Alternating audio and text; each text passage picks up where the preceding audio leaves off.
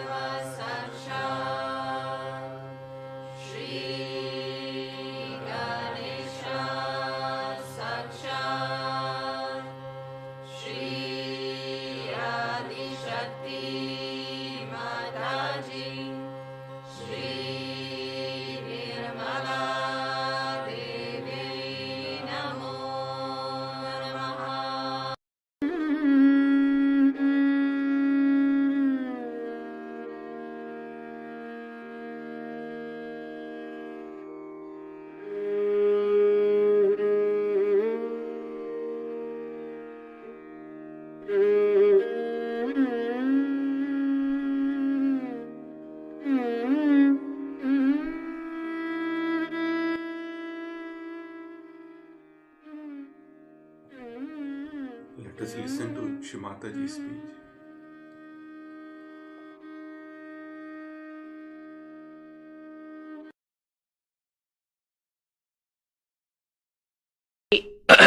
Basic problem with human beings is this, that they're ignorant. On one side, they are proud of it. On the other side, they are frightened. Both the sides, to my eye, is the same. Either you are frightened or you are proud of it. It's both one, the pride leads to stupidity and the frightening might lead to sort of a destroying capacity in you, the way you go on destroying yourself by all the time cursing yourself and saying that I am bad and I've done this bad and that. One has to get out of both these things and must know that you are a human being made out of so many, what you call for yonis, genes, so many genes through which you have passed and come to this stage where you are a human being. It is a special thing that is being created for a special thing after all. A human being is a special thing, created for a special thing. But you are not the human being at the time of Moses. You are not the human being at the time when people were not evolved enough. You are people who are free to understand the value of freedom. If you understand the value of freedom, you are the right people for Sahaja. When you have freedom, then you must have discretion also how to use the freedom and respect that freedom and not to indulge into abandonment, which is stupidity. So going to extremes, either on one side or the other, is perhaps the sin. And the sin, so-called, gives you a fear. And aggression, which is also a sin, gives you a pride, or a kind, not pride, I would say vanity, which spoils your vision completely. So to talking to anyone who is a newcomer, one has to be careful that either they are coming from this side or that side, and dealing with them, we have to be extremely patient and loving.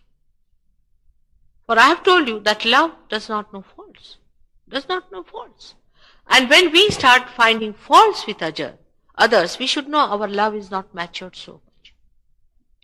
I would like any Sahajogi to tell me about other Sahajogi as a kind of a recommendation. Supposing I get angry with a person, I said, oh, he should try this, he should not have done this, or something. Then if a Sahajogi tells me, no, mother, maybe, you see, then I like it. Maybe I'm testing you. But if you tell me 2 words even worse than that, then I feel, oh, these people are not loving. I've tested your love also, whether you really love each other or not. Because love is something that's a release. Actually, it's a release. Love is within you. And say, for example, for me, when I love you, it's a release of my boundless love within my heart. You see, it gives me such a release and such a relief and such a joy that I'm loving. I mean, it's flowing to you. If it doesn't flow, then I don't know how to work it out. If somebody is unkind, is not willing to receive it, then I don't know how to work it out, to see how to go around the person. And I'm not so good at conniving things and being artificial. You see, then I try some other tricks, you see, of working it out. But if they can receive your love, I'm sure they will realize that you are the people who are out here for love. The other day, we had a case in Rahuri. Actually, I had gone to a village where about 3-4 cars coming suddenly in a village. I was surprised how these people are coming from where. And they came down with their diseases. Actually, car people always have diseases, I think. So they came with their diseases. Somebody is diseased, another one is diseased. And there was one boy, he was down with blood cancer in New York. I said, now, that's too much. In New York, you have sent him there in a hospital and the doctors won't be good enough. He said, doesn't matter, mother. As long as you give him vibrations from here, we don't mind. So I took the photograph, I gave vibrations to the child, and I told them that you telephone to Christine. I gave them the number and tell her that these things to be done, and mother has given your address. Now Christine looked after this boy. Christine and Harman and all these people who are there, who are mostly new Sahajogis. Except for Christine, all of them are absolutely new. And they went and looked after this boy, and this boy was cured. And the doctors were surprised, you see, that this boy was supposed to be, futuristically they said that he's going to die within 8 days' time. And he didn't die, not at all. He survived.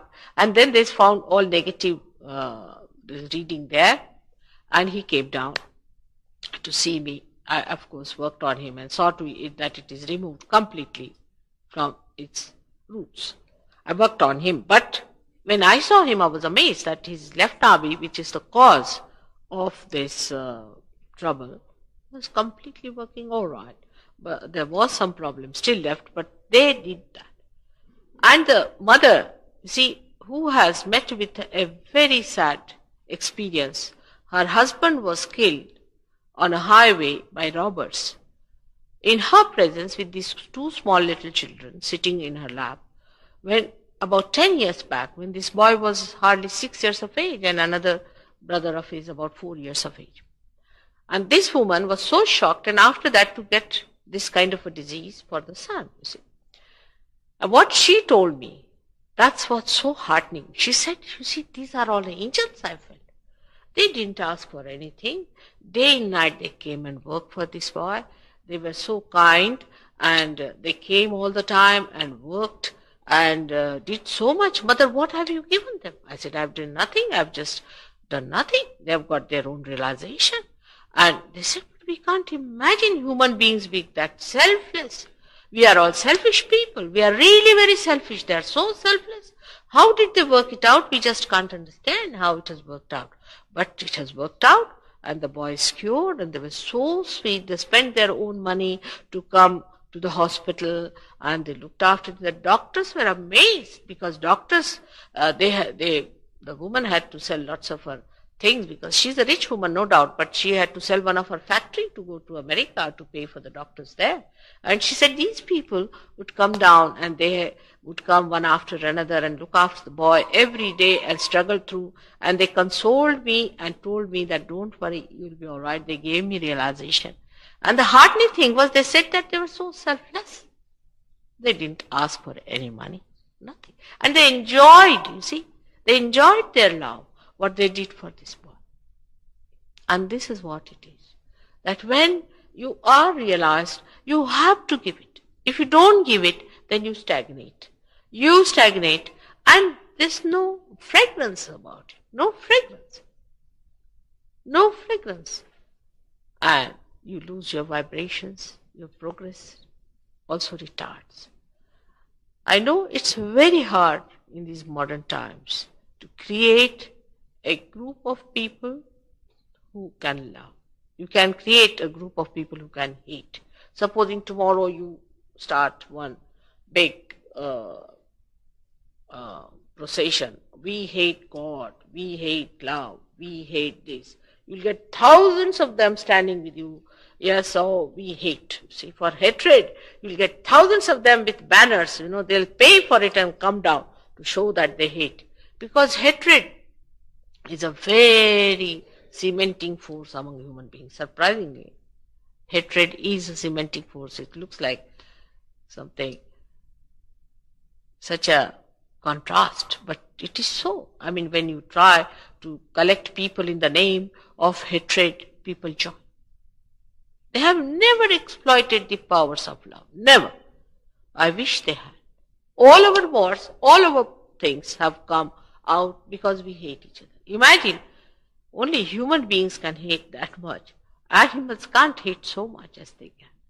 So this love, which is divine love, which thinks, which coordinates, which understands, which is dynamic, is so fantastic, is so all-pervading. It lives in every particle of the matter, of the emotions, of the mind, of the heart. Everywhere it exists, that power you can have within yourself.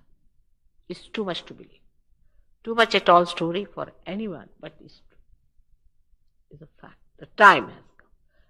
It could not be done earlier, agreed, but the time has come. You have evolved to that stage, and that's why it has to happen. Now, if people do not accept, I must say this, futuristic problem. In case human beings do not accept it in a big number and become that, we cannot avoid the Third World War. By that war, a new consciousness may rise where people will understand this hatred is the worst thing. Perhaps we need a third shock. We have had two. Perhaps we need the third shock to give us that elevation, to get that position of higher consciousness where we start realizing that these things based on materialistic and on hatred, gross living is most dangerous to humanity.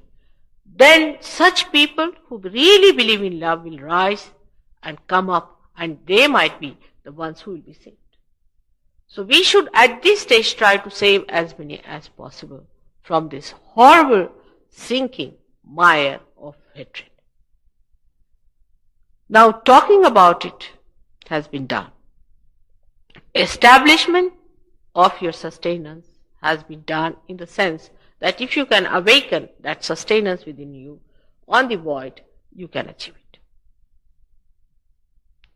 But main thing is, even after realization, to identify yourself as a realized soul, absolutely, that you have been given something very special, that you have your spirit which is manifesting, and that you have to make good out of it, that you have to give it to others, that you have to work it out. You have to be a collective being and not a secluded person, just attached to few minds, my house, my husband, my wife, my children, my chair. You can say my hair, my nose, everything goes there. to reduce yourself to that small world, but to expand yourself to that great world, which is Jehovah's world, which is Krishna's world, which is Virata's world, where you become one with that primordial being, where you become an active cell of that primordial being. That's the thing one has to do. And that breakthrough has to take place. Now, one may say that all the scriptures are wrong, everything is wrong, that all these manifestations are wrong, all Christ was no good, he was not practical, anything one may say. This, you have freedom to say what you like. But you must have wisdom to see that if there is a way, what must be the way? If there is a way for the emancipation of human beings, there's only one way. There's no other way. Whatever you may be, an intellectual or a emotional person or anything, whatever it is, but you will reach one conclusion. There's only one way. And one way is transformation of human beings. To that level where they really say what they mean. They become. They talk of world brotherhood. They talk of everything. We have all kinds of organizations doing all this nonsensical work. You see, we have UN system and we have world government ideas. We talk of love, helping Vietnamese, this, that, all sorts of things are there. But actually we are not. Face to face we are not. Face to face we become ourselves. And that's why to become that, the becoming of it is important, the transformation is important. Once you are transformed, to identify yourself with that transformed state is also important. And that is only possible when you start allowing that transformation to take place within you, in thoughtless awareness, where you do not think and impose things on them. People get their realization all right. Last time so many got it, I don't know how many came back. And then they do not think that there is any further is needed. Because once you get realization, you can be very in a joyous state, blissful state. You might feel the vibrations very well. You'll be very happy. And then you'll get lost. That's not the point. You have not achieved your complete growth unless and until you have manifested yourself. But such people may be very few, I do not know, may be very few who will really take to that maturity. Once you are mature, it's joy, it's happiness. You become what you have to become. You find your absolute meaning. And that has to happen. For that, I'm sure Govind must have told you that there's a Kundalini and there are chakras and all this is already in you place. The machinery is there. It's not a machinery as this one is which is dead. The machinery that understands and that loves you. That loves. That's the part of this loving machinery of God. And that is what it manifests, is the divine love of God through you, which you can maneuver. By this, you may be able to manifest a voice, but with that machinery, when it works, when it is put to the mains, it works out that divine power. So to explain things to people of different various types that they have come, we normally divide them into three. As you know, the people who are ignorant, fearful. The people who are aggressive and up in vanity, who are vain about themselves. They think no end of themselves. And thirdly, the people who are neither vain nor afraid.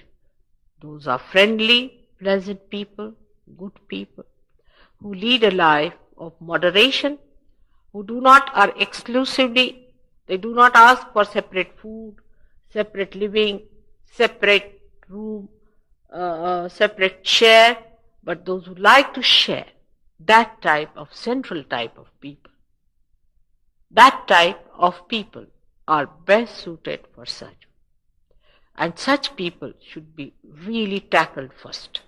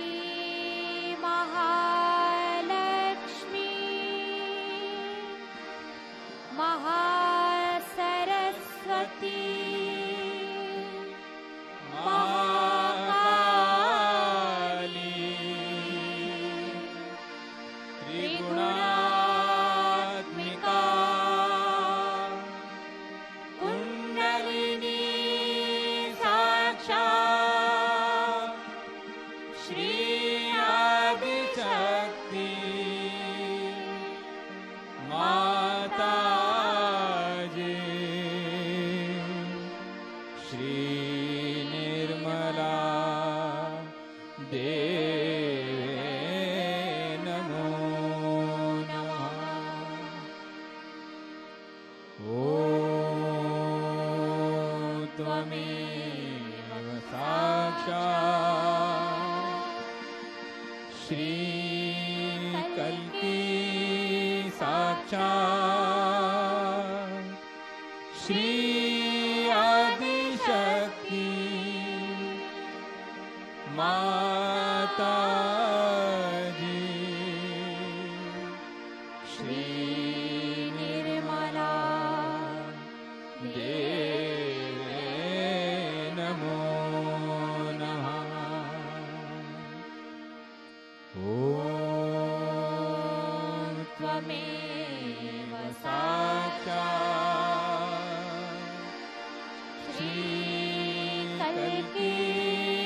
साक्षात् श्री सहस्रार स्वामिनी मोक्ष प्रदायिनी माता जी श्री निर्मला देवे नमो नमः। श्री निर्मला देवे नमो नमः। श्री निर्मला देवे नमो नमः।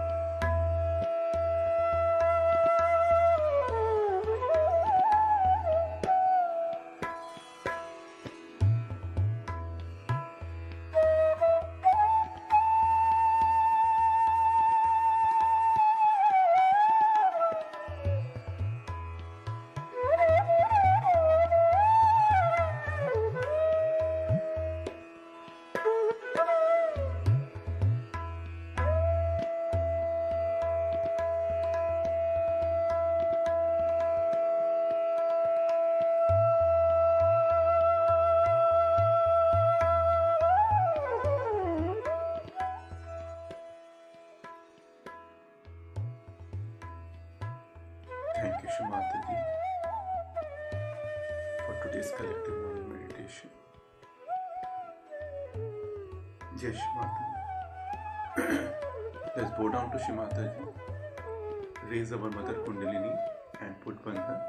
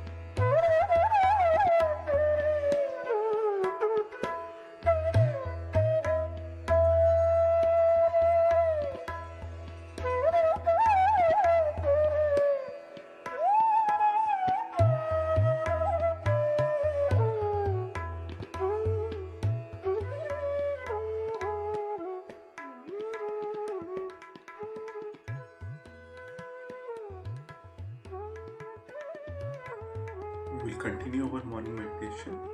So please join tomorrow. Jai Shri Mataji.